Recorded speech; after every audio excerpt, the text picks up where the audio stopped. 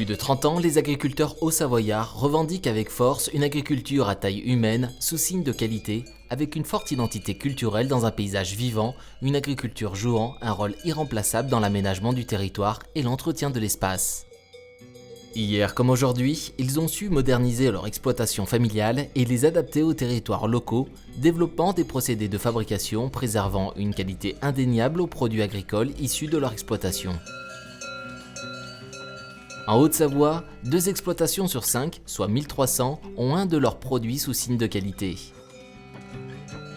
La production laitière et fromagère est l'un des principaux piliers de cette agriculture, avec 61% du potentiel économique de la ferme Haut-Savoyard, avec 184 millions d'euros, soit 34% du chiffre d'affaires agricole. Les producteurs regroupés en coopérative vendent leur lait à un fromager avec un prix négocié et garanti en début d'année et mettent à sa disposition un atelier de fabrication. 84% du lait produit est transformé en fromage AOC, AOP ou IGP. Reblochon, tome de Savoie, Emmental de Savoie, Abondance, raclette, produits frais bio, chevrotin, tome des Bauges et gruyère. Il y a 20 ans, c'était le lait sur le département essentiellement. On a des AOP, IGP fromagères qui ont vraiment tiré la production et les agriculteurs directement, et notamment les jeunes qui s'installaient sur les fermes. Et c'est vrai qu'aujourd'hui, on a du mal encore à développer nos filières fromagères, donc c'est pour ça qu'il faut trouver de nouveaux produits, à la fois fromagers, mais à la fois aussi la viande, les légumes, aussi les fruits de Savoie, les pommes et poires, qui tirent un peu leur épingle du jeu dans un secteur très concurrentiel.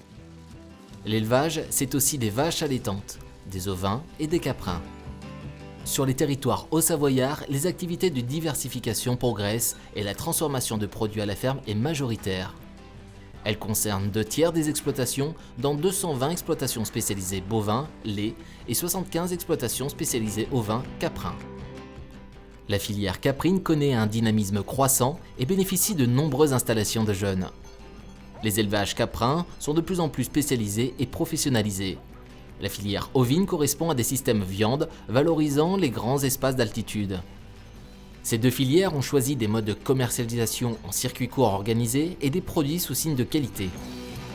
Aujourd'hui, un jeune agriculteur lambda sur le département ne fait pas que du lait, et il y a des nouveaux jeunes agriculteurs en production de légumes, en production de fromage de chèvre, de fromage de brebis, viande de brebis. Et c'est vrai que c'est des projets qu'on n'avait pas l'habitude de voir ces 30 dernières années sur le département. Et la diversification, ça a vraiment été une opportunité pour le département, diversification vente directe, puisque ça a permis d'installer des jeunes, de pérenniser des entreprises et puis d'en créer des nouvelles. Et on a beaucoup d'exemples de gens qui se sont lancés à partir de rien et qui ont monté leur boîte, leur structure agricole, et c'est pratiquement grâce à cette vente directe. Présentent également les exploitations arboricoles, apicoles, la pêche et les exploitations maraîchères. Le vignoble représente 19% de la production agricole haut-savoyarde. Depuis une dizaine d'années, les vins de Savoie qui bénéficient d'une AOC ont développé une image de qualité. Aujourd'hui, le vin de Savoie est reconnu comme un vin de dégustation, les 2/3 de la production sont des vins blancs. Ces dernières années, l'agritourisme s'est développé dans un prolongement de l'activité agricole sous forme de vente directe de produits ou d'hébergement à la ferme. Pour s'installer, il faut avoir la volonté. C'est vrai qu'on dit souvent que l'agriculture, c'est plus qu'un métier, c'est une passion, c'est sûr. Mais une passion, ça ne fait pas vivre non plus, donc il faut que ça soit un métier aussi. Mais je pense qu'on a plein d'atouts.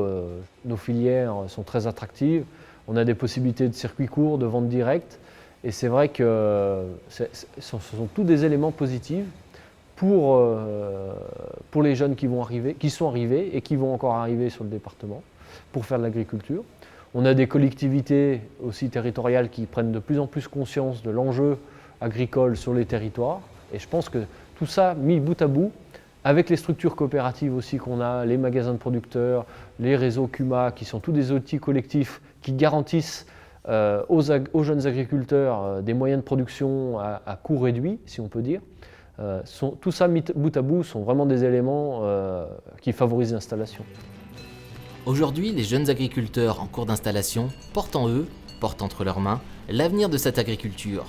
Ils en redéfinissent les contours et soulignent avec certitude l'importance de donner vie à des exploitations ouvertes sur le monde, soucieux de relever les défis de demain et résolument ancrées sur leur territoire. 11 portraits croisés de jeunes installés ou en cours d'installation, leur agriculture comme vocation.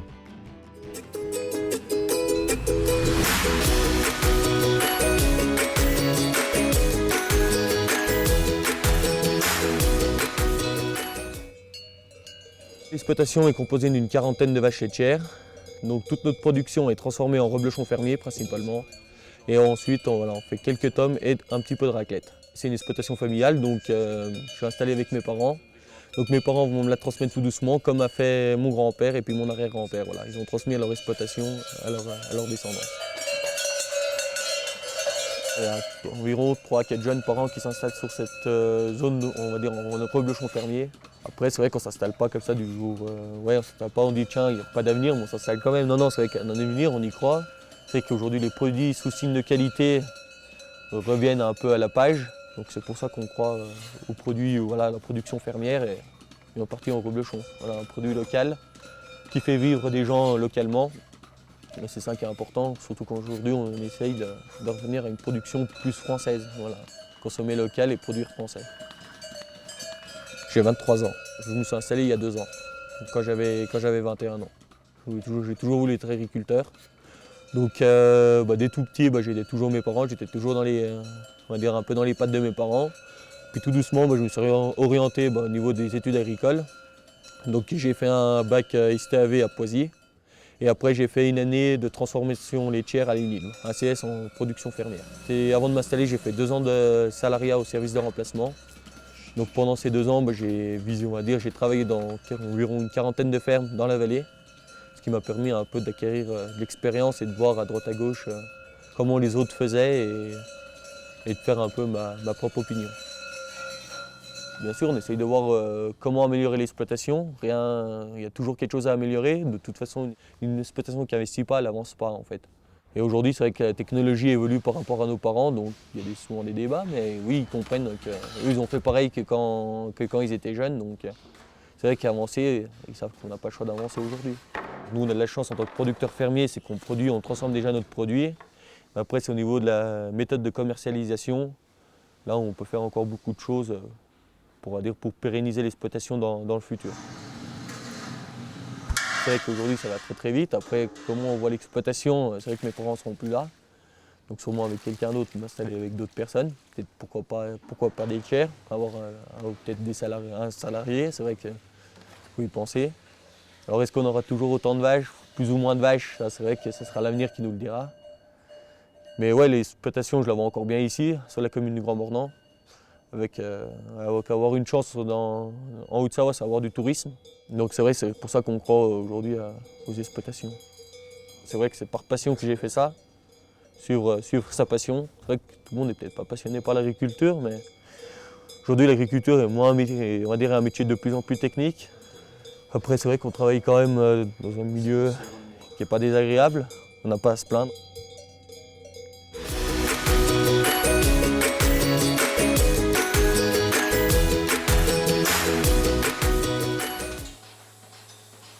Florent, il était salarié sur notre exploitation depuis 2 ans. Du coup, on a souhaité l'accueillir en tant qu'associé parce que lui avait le souhait de s'installer comme jeune agriculteur. Il n'avait pas d'exploitation au niveau familial. On se connaissait bien, on avait l'habitude de travailler ensemble. Et puis Florent, c'est un jeune qui est motivé, passionné et puis qui est polyvalent. Il sait tout faire sur l'exploitation, il maîtrise bien le troupeau, c'est lui qui suit la conduite des vaches laitières. Donc ça fait on se complète bien au niveau du travail et ça fait un bon trinôme, mais donc on est content de l'avoir installé. Florent, c'est quelqu'un de consciencieux, donc il a suivi les étapes, entouré par les jeunes agriculteurs notamment, le CERF France Haute-Savoie, la Chambre d'agriculture. Pour suivre toutes les démarches, il a pris le temps de faire les stages nécessaires, il avait un bon bagage, une bonne formation. Du coup, ça s'est plutôt bien déroulé, mais c'est vrai que c'est un parcours qui prend au minimum 12 mois, donc il faut anticiper les choses, quoi. S'installer comme agriculteur, c'est un engagement fort, c'est un choix de vie, donc il faut pas se tromper, donc il faut prendre le temps de... 1 an, ça peut paraître long pour le jeune qui fait les démarches, mais sur une carrière de 40 ans, avec les engagements financiers qu'il y a, on ne peut pas se permettre de se tromper, quoi. Donc non, c'est un bon parcours, c'est nécessaire. J'ai jamais voulu m'installer dans la précipitation, donc c'est pour ça qu'on a pas mal réfléchi au projet avant, pour savoir si ça pouvait le faire ou non. Je pense que c'était une très belle opportunité. Surtout que moi, je suis plus éleveur qu'autre chose, donc ça me convenait très bien de reprendre le suivi du troupeau, quoi. Une belle réussite, je dirais. Parce qu'on est une équipe, on est 3 associés, on est une équipe, on s'entend bien, on est tous d'accord sur nos objectifs, on a la même vision du travail. Et voilà, on a une entreprise qui fonctionne bien, qui se développe et on est satisfait.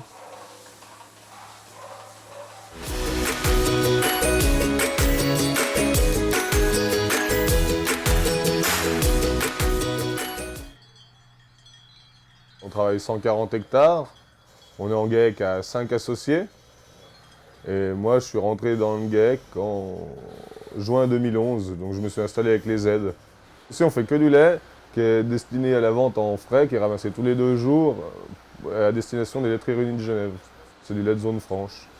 Et c'est du lait sous label donc Suisse Garantie, avec un cahier des charges environnemental et animal. Ce qui a facilité mon installation, c'est qu'il n'y avait pas de reprise de foncier. Donc, sans reprise de foncier, il n'y a pas besoin de faire la guerre avec les voisins.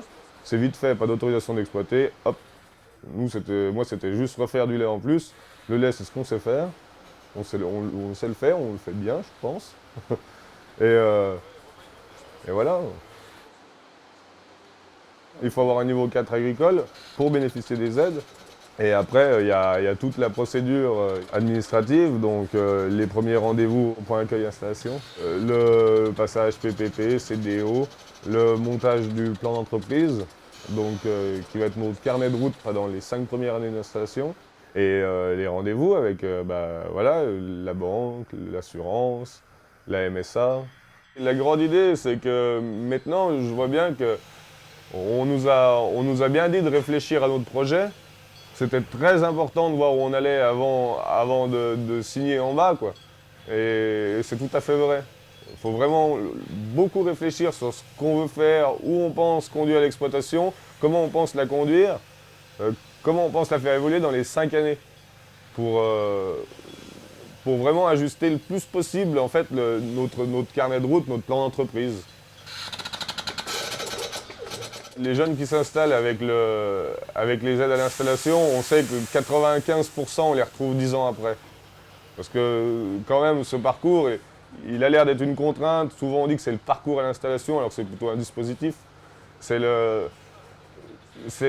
aide quand même parce que si on nous laissait partir comme ça dans la nature, il y aurait certainement plus de casse derrière. Parce que là on est quand même cadré, on a des comptes à rendre. On est obligé d'atteindre un revenu minimum. On aimerait bien que ça dure. On ne sait pas comment, on sait pas... Là, dans 4 ans, on aura 2 départs en retraite. Ça va être à commencer à travailler maintenant, à voir c'est là où on va vouloir aller. Savoir si on continue à 3, en diminuant un petit peu la production. Là, on est quand même sur des marchés de niche, hein. Nous, on fait du lait conventionnel, mais on a notre petit débouché sur Genève. C'est la production zonienne, c'est 25 millions de kilos de lait livrés à Genève par an pour 70 fermes. C'est une niche, la zone franche. Ouais, je sais pas, moi j'aime bien ma petite vie. On s'occupe de nos petites vaches, on a des veaux, on vit au fil des saisons.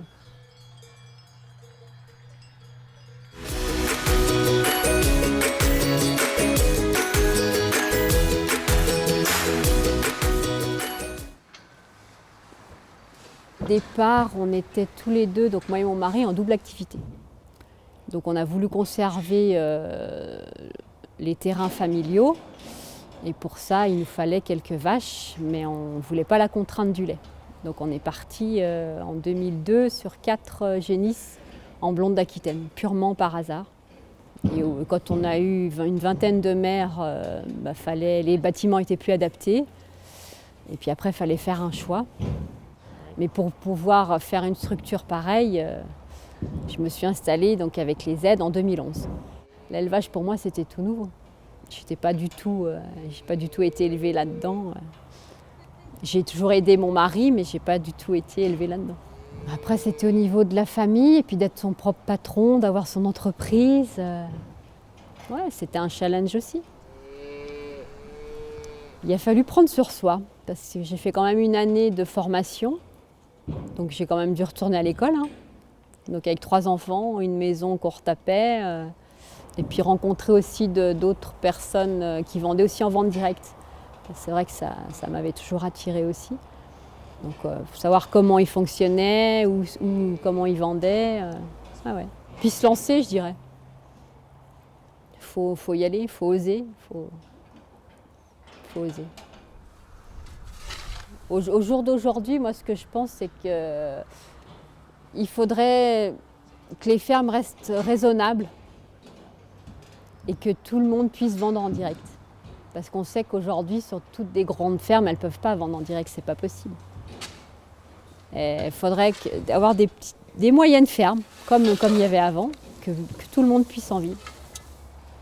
Que tout le monde puisse en vivre convenablement. Après, peut-être la passion de l'élevage. Malgré que ce soit dur, il en faut. Et puis après, je pense aussi quand les clients vous disent « Oh, écoutez, on n'a jamais vu une viande aussi bonne », c'est vrai que ça vous motive. Hein. Ça vous motive. Ouais, le résultat vaut le coup. Quoi.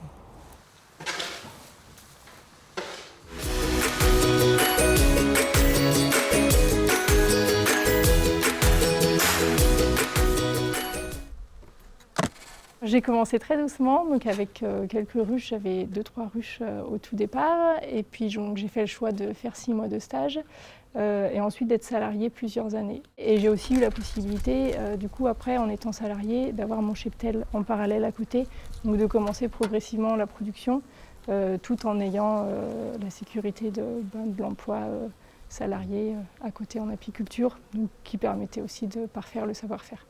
J'ai toujours pensé que quand on veut, on peut. Donc si on veut avancer dans une direction, faut s'en donner les moyens. Je pense qu'on ne doit pas être à attendre. De toute façon, en agriculture, c'est forcément le cas. Hein. Il faut y aller. Alors, bien sûr, on ne va pas forcément droit au but comme on l'aimerait. Parfois, il y a des petits virages à prendre, mais si on garde le cap et qu'on garde bien en tête l'endroit où on veut aller, voilà, faut tout faire pour y arriver. Et puis, on finit par y arriver. Je ne viens pas du milieu agricole au départ. Après, les maîtres de stage que j'ai rencontrés ont un petit peu un rôle de papa, indirectement. Donc voilà, c'est une bonne chose, mais c'est pas facile. Plus que former, le côté pratique. Et à côté, il y a quand même le souci de l'entreprise qui va fonctionner, la pertinence des actions apportées aux ruches. Il y a certaines erreurs qui peuvent être éventuellement pardonnables, mais d'autres non. Donc c'est vrai qu'il faut être bien carré. Donc c'est intéressant. C'est peut-être un petit peu plus dur que j'avais imaginé, parce que je savais que les premières années seraient difficiles, mais bon, il y a toujours des aléas pas forcément prévisibles. Après, je suis très contente de mon choix, et puis si c'était à refaire, je le referais sans hésiter. Mais voilà. Bon, de toute façon, en général, en agriculture, quand on y va, c'est qu'on a envie. Hein. C'est des métiers de passionnés. Mais, voilà.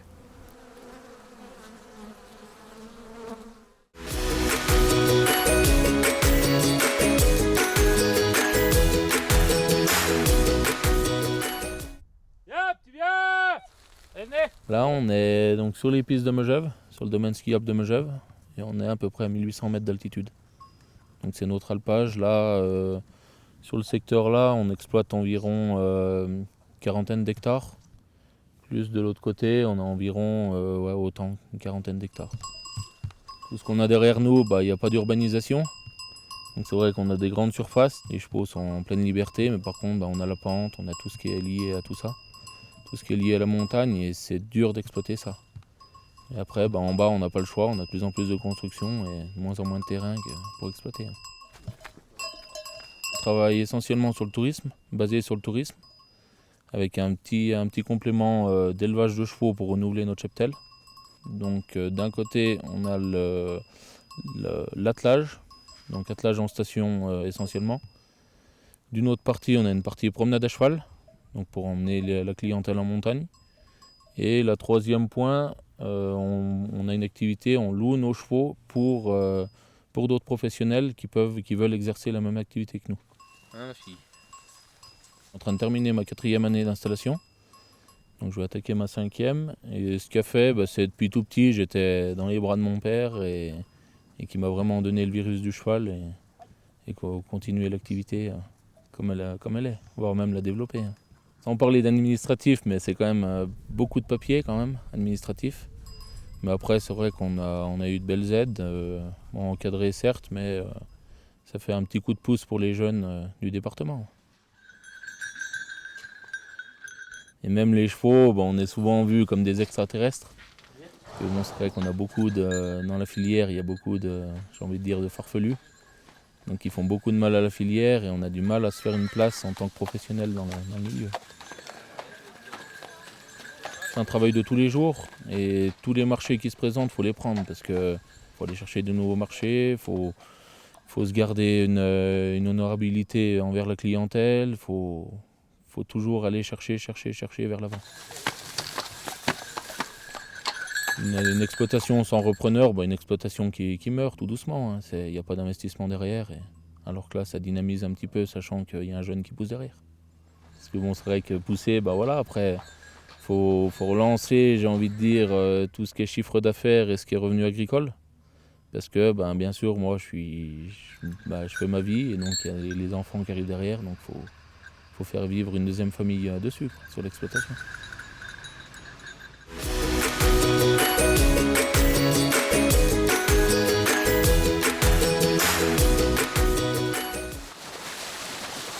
Depuis tout petit, j'ai toujours été mordu de pêche à la ligne.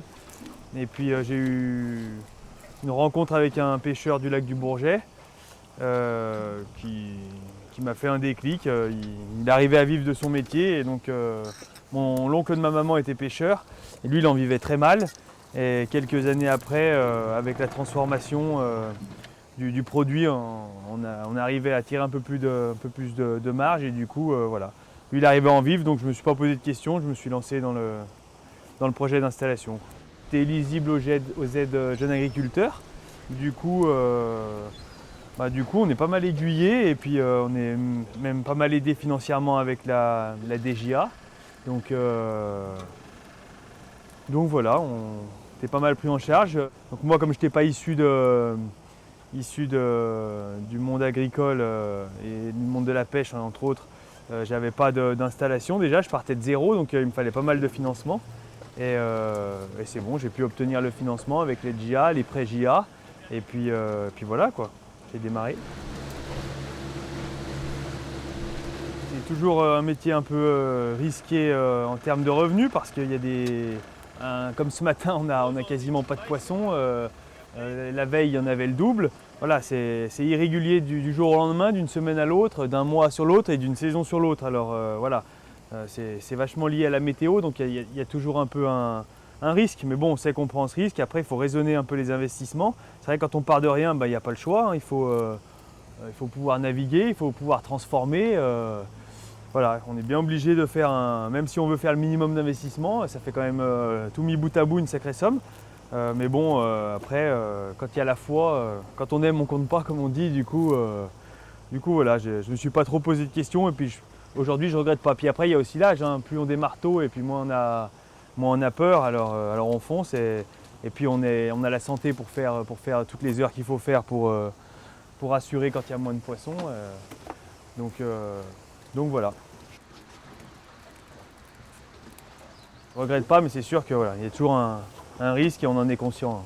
Il y a un monde entre deux générations, il y a un monde quoi. Donc voilà, aujourd'hui le métier est plus confortable, après ça reste une grosse amplitude horaire quoi.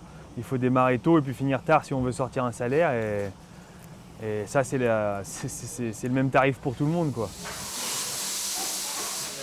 Je pense que c'est toujours pareil, c'est difficile plus ou moins. Moi j'estime pas avoir eu un parcours difficile pour m'installer. Après tout dépend ce qu'on entend par difficile quoi. Quand vous faites ces métiers-là, c'est de toute façon des métiers difficiles. Alors, si l'installation est trop facile et puis qu'après vous vous rendez compte que vous n'êtes pas fait pour un métier difficile, c'est peut-être pas non plus une bonne solution, quoi. Les installations, comme le métier, sont jamais très faciles, mais sont pas non plus insurmontables. Donc moi aujourd'hui, je suis plus endetté et voilà, on voit le métier différemment, quoi.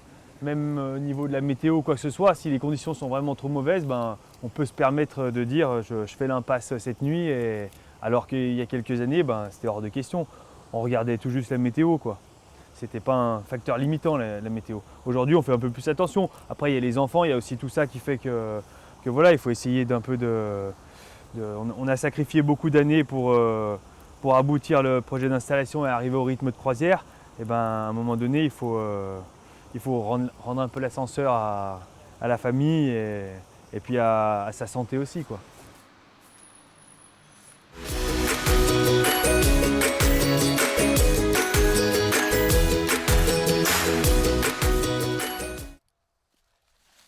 Je ne sentais pas tout de suite reprendre l'entreprise derrière nous, et puis c'est une entreprise spécialement facile à reprendre. Hein. Deux associés frères qui ont démonté de zéro jusqu'à aujourd'hui, et puis reprendre une exploitation comme ça, ben, c'est pas facile, quoi. On a des vieilles habitudes, et puis voilà. Donc je ne l'ai pas poussé, je voulais vraiment qu'il prenne son temps et qu'il réfléchisse longtemps. C'est pour cette raison qu'il est reparti une année encore en Angers faire sa licence, un stage et voir ce qui se passait. J'ai fait 7 années d'études dans l'horticulture et pour moi, c'était, au moment de l'installation, c'était normal de continuer dans cette lancée. Les bonnes questions, je pense, c'est si je le fais, comment je rentre? Parce que c'est vrai que rentrer avec 2 associés déjà là, je pense que c'était ses plus grosses questions. Ce n'était pas la question technique. Question technique, il ramenait ce qu'il ramenait. On avait déjà une entreprise qui marche comme ça. Difficile de faire quelque chose de plus grand ou de plus de volume. Donc il fallait reprendre ce qui existe. Mais je pense que sa plus grosse question, c'est comment je me mets entre mes associés. Comment je rentre coude à coude, quoi. Un petit peu, il va falloir pousser, voilà, c'est ça. Son projet, c'était la vente sur place à la serre. Donc c'est son petit point de vente qu'il a monté. Ça, c'est son projet en fait, hein, qu'il ramène. C'est un gros plus. C'est un tout nouveau. La boutique sur place, c'est bien. C'est bien, on n'était pas prêt de le faire. Et puis, pas prêt techniquement, pas prêt, ça nous manquait quelqu'un, ça nous manquait peut-être des idées. Et puis je pense que le point de vente, la façon qu'il s'est fait, c'est l'image d'Alexandre. Et puis c'est le nouveau de la société. C'est bien. C'est vrai que la question de la vente se pose souvent, et c'est vrai que c'est des questions que les jeunes de nos jours ils se posent, et ils se rendent compte qu'aussi les gens reviennent vraiment vers la vente en direct et liée au producteur. Donc la question de la vente, c'est toujours une question qui se pose, puis c'est la finalité quand même de notre travail. Il nous a rentré l'informatique, on peut le dire, hein, parce que nous on n'était pas du tout informatique. Ni mon associé ni moi, hein. On était vraiment à la vieille méthode. Puis aussi l'info pour nous faire connaître, hein. On n'a plus les mêmes méthodes qu'on avait nous. Et puis je crois que Internet est bon, hein. Il a fait un site, il a fait... Tout ça, je pense que c'est le point le plus positif avec Alexandre, hein, qui rentre. Ça nous a bousculé ça. Nous on avait l'habitude de dire mais on peut vendre sur Internet, on peut vendre sans site, on peut vendre comme on vend, de bouche à oreille. Et bien on s'aperçoit que voilà, le tout nouveau de l'exploitation, je pense que c'est ça. Plus que la partie technique sur la production qu'il arrive, qui progresse, qui change quelques petites choses. Mais l'informatique, la vente par Internet, c'est un gros plus. Pour moi, c'est de la fierté, ouais. Que les clients qu'ils sachent d'où vient leur produit et qu'ils soient satisfaits de la qualité du produit. C'est le côté qui me plaît.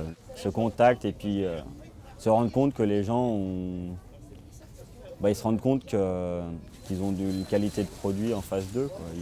Ils savent que ça vient de chez nous, donc ils savent ce qu'ils achètent.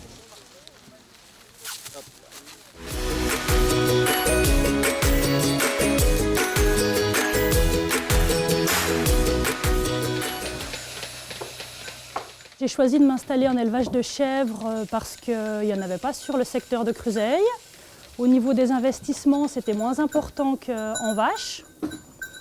Et je trouvais que c'était des animaux plus pratiques et accessibles pour une femme. Au cours de ma formation agricole, j'ai réalisé principalement des stages en vaches. J'ai fait donc un BEPA et un Bac Pro à la maison familiale de Creuseuil et un BTS production animale dans l'Ain aux Sardières. Donc en alternance et en apprentissage et principalement dans des élevages de vaches. Après mes études, j'ai travaillé 4 ans à l'extérieur. Donc j'ai vu aussi un petit peu ce que c'était le travail à l'extérieur avec un patron, avec des collègues de travail. Et du coup, voilà, c'est moi qui ai décidé de revenir à mon idée première d'installation et de me créer ma petite exploitation. Modeste, mais je suis bien. Comme j'ai fait des formations agricoles, j'ai été jusqu'au BTS. J'ai pu faire donc les pré-JA et m'installer avec la DJA. Et les différents stages que j'ai faits au cours de mes formations agricoles m'ont permis de réaliser mon PDE, donc plan de développement d'exploitation, en faisant quelques stages à la Chambre d'agriculture, des stages théoriques, mais la plupart des stages pratiques étaient déjà validés grâce à ma formation agricole. J'ai pu acquérir des notions pratiques, me faire connaître au sein du milieu agricole sur ma commune et savoir vraiment ce que c'était ce métier avec tous les inconvénients. Et, enfin, voilà, c'est un métier dur, on ne peut pas se lancer comme ça sans savoir. Donc c'est vrai que ces 6 ans de formation m'ont vraiment permis de voir réellement ce que c'était ce travail. Le rêve n'est pas encore abouti, parce que là on peut dire plus ou moins que je suis dans les années les plus difficiles quand même, parce que la création d'une exploitation, de créer son troupeau, à la transformation, à aller jusqu'au débouché du produit, ça prend énormément de temps. Et du coup je suis encore en plein dedans et il n'y a rien qui est encore vraiment créé à fond, quoi. Je suis encore en train de tout mettre en place et c'est très long. Moi, j'ai déjà eu énormément la chance et que je dois presque mon installation à ma belle famille qui a déjà des biens agricoles en fait. Le bâtiment là est loué à mon beau-frère, le foin se fait ou s'achète à mon beau-père. Donc c'est vrai que je ne suis pas partie hors cadre familial, n'importe comment, sans rien, quoi. Je suis déjà partie avec une base très importante, ils m'aident quand il y a besoin, les coups de bourre les week-ends, les choses comme ça. Donc je suis entourée, suivie et je suis partie avec quelque chose. Donc c'est grâce à ça aussi que j'ai pu m'installer. C'est vrai que c'est pas tout facile parce qu'il faut arriver à tout concilier avec la vie de famille. J'ai deux jeunes enfants. Donc étant toute seule sur l'exploitation, c'est vrai que c'est ce côté-là le plus difficile pour moi encore, c'est de jongler vie de famille, vie professionnelle. Mais je m'en sors pas trop mal, j'arrive à me libérer du temps la journée pour eux. Enfin voilà, je suis assez satisfaite de mon choix.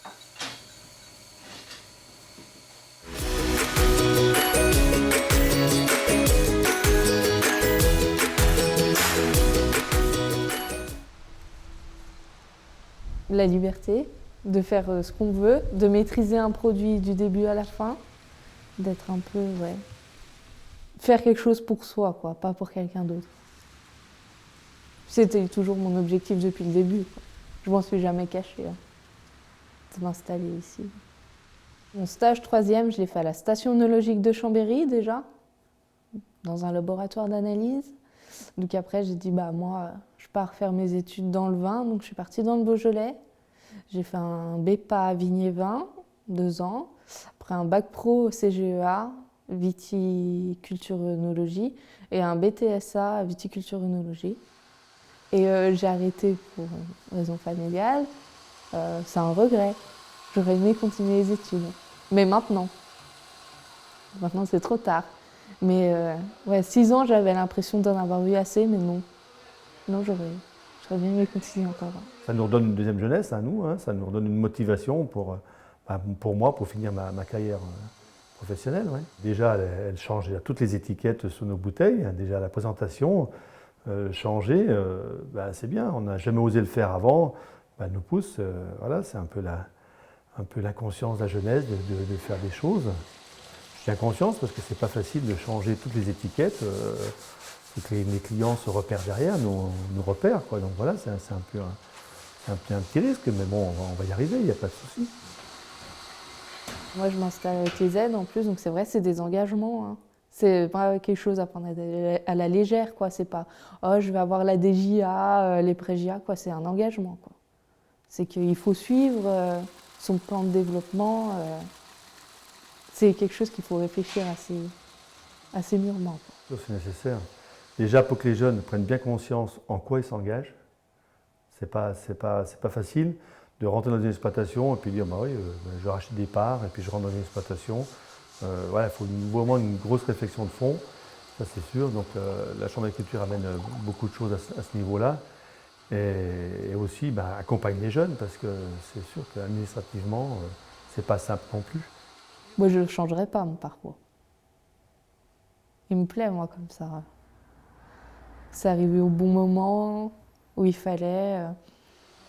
J'ai travaillé un peu à l'extérieur aussi, j'ai fait pas mal de petits boulots en intérimaire en attendant, donc c'est vrai.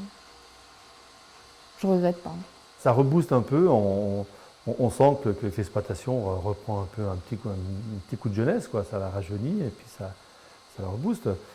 Sur la conduite de la vigne et tout, il y a des choses qu'on va changer, qu'on va modifier, donc c'est très bien, c'est même bien. Des fois même, je ne vais pas le dire, mais des fois on a peut-être dû y penser nous avant, quoi. Moi je suis heureuse maintenant. C'est un métier super, quoi. On s'ennuie jamais. On s'ennuie jamais.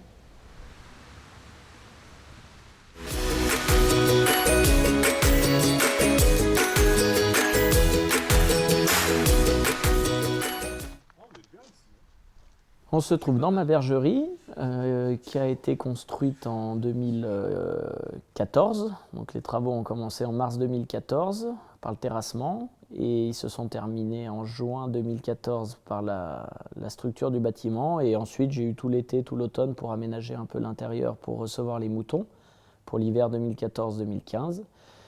Et ce n'est pas uniquement une bergerie, c'est aussi un lieu de stockage pour mes fruits. Et pour éventuellement, plus tard, à l'avenir, recevoir des clients, faire de la vente à la ferme. Quand on signe les devis et quand on voit la première pelleteuse arriver, là, on se dit, mon gars, ça y est, là, c'est parti, on y va, quoi. Et puis, on a la boule au ventre, hein, mais comme souvent dans la vie, et on y va. Je me suis installé en 2013, en février 2013.